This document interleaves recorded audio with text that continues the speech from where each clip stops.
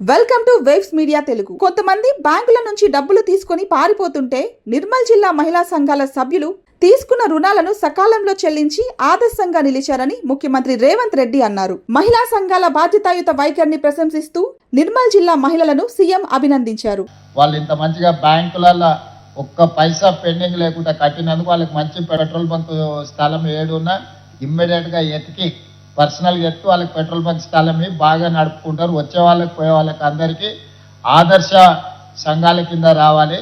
అదేవిధంగా దివ్య గారు మీకు సూచన, ఈ గంగమణి సక్సెస్ స్టోరీని విజయ్ మాల్యాకు తర్వాత నీరవ్ మోడీకి వేల కోట్లు బ్యాంకులను ముంచేసి విదేశాలు పారిపోయింది కదా, గంగమణి సక్సెస్ స్టోరీని వాళ్ళకి పంపించు. ఇప్పుడు డబ్బులు తీసుకుంటే ఎట్లా కట్టాలి అనేది విజయ్ మాల్యా అండ్ నీరవ్ మోడీకి ఇద్దరికి ఆన్లైన్లో ట్యాగ్ చేసి వాళ్ళకి ఎక్కడున్నారో వాళ్ళకి పంపించి సక్సెస్ స్టోరీ గంగమణిని ఆదర్శంగా తీసుకొని బ్యాంకుకు ఎక్కకపోయిన సొమ్మని కడతారు వాళ్ళు.